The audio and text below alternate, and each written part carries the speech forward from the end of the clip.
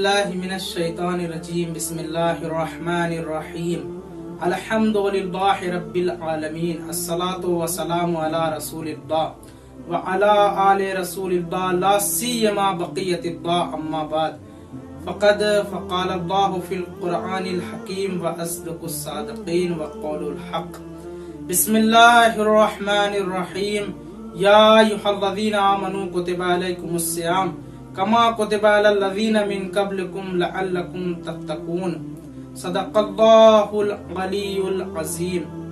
नाज़रीन इकराम, जैसा कि आप जानते हैं कि माह मुबारक रमजान का चाँद फलक पे जल्द ही नमूदार होगा और इसकी आमद है।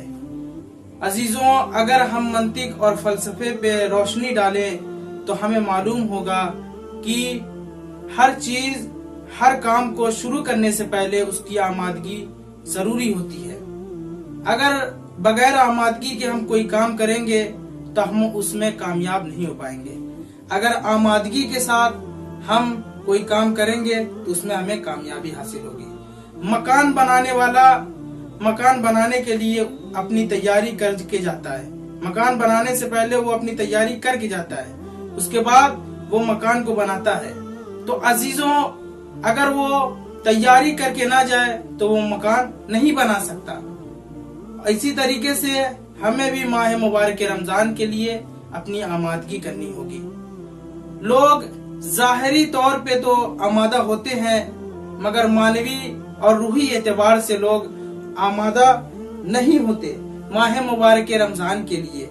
तो अजीजों, जाहिरी तौर पे हम किस तरीके से आमादा होते हैं? जाहिरी तौर पर हम इस तरीके से आमादा होते हैं कि हम राशन और इफ्तार सहर का इंतजाम करते हैं, और मानवी और रूही एतबार से हम आमादा नहीं होते।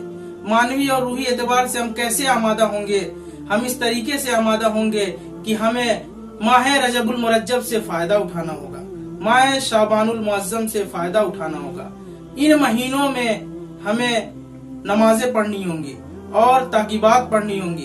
अम्र बिल मारूफ नही अनिल मुनकर को अंजाम देना होगा और ताकीबात पढ़नी होंगी और सदका देना होगा। अगर हमने इन महीनों में ये तमाम उमूर को अंजाम दिया तो हम माह मुबारक रमजान के लिए आमादा हैं। अगर इन तमाम उमूर को हम अंजाम नहीं देंगे तो हम इस माह के लिए आमादा नहीं है। तो अजीजों, हमें पहले 2 महीनों से फायदा उठाना होगा, उसके बाद माह मुबारक रमजान में दाखिल होना होगा। अजीजों, माह मुबारक रमजान ये अल्लाह का महीना है, ये शहरुल्लाह है। और मौलाए कायनात अली इब्ने अबी तालिब अलैहिस्सलाम फरमाते हैं कि रजब मेरा महीना है और शाबानुल मुअज्जम मेरे रसूल का महीना है और रमजानुल मुबारक मेरे अल्लाह का महीना है। अजीजान मोहतरम, देखिए खुदा ने कितनी बेहतरीन तरतीब रखी है कि रजब मौलाए कायनात अली इब्ने अबी तालिब का महीना है। तो हमें सबसे पहले विलायत तक पहुंचना होगा। जब हम विलायत तक पहुंच जाएंगे तो उसके बाद हम रिसालत तक पहुंचेंगे। तो माह शाबानुल मुअज्जम रसूल का महीना, तो हम रिसालत तक पहुंचेंगे, उसके बाद हम खुदावंदे करीम की बारगाह तक पहुंचेंगे। इसलिए कि रमजानुल मुबारक अल्लाह का महीना है, उसका महीना है कि जिसके हम मेहमान होंगे। अजीजों, हम किसी के यहाँ जाते हैं तो अच्छा लिबास पहन के जाते हैं, अच्छे परफ्यूम इस्तेमाल करते हैं। तो हम माह मुबारक रमजान में अल्लाह के मेहमान हो रहे हैं। तो क्या हम अल्लाह के मेहमान हो रहे हैं? तो अल्लाह के मेहमानदारी में हम जब जा रहे हैं तो हमें अपनी आमादगी करनी होगी, उस तरीके से आमादगी करनी होगी जिस तरीके से अल्लाह चाह रहा है। जब हम आमादगी कर चुके होंगे तो अल्लाह खुदावंदे करीम फरमाता है कि अब्दी अतानी अजल का मसली, तुम मेरी इबादत का दम भरने लगो, मैं तुम्हें अपने जैसा बना दूंगा। तो अपने जैसे जुमरात आप समझते हैं क्या है? कि तुम वो देखने लगोगे जो नहीं देख पा रहे हो, तुम वो सुनने लगोगे जो नहीं सुन रहे हो, तुम वो बोलने लगोगे जो तुम नहीं बोल पा रहे हो। तो इस माह मुबारक रमजान के लिए हमें आमादगी करनी होगी और माह मुबारक रमजान में दाखिल होने के लिए हमें अपने मानवी और रूही एतबार से आमादा होना होगा।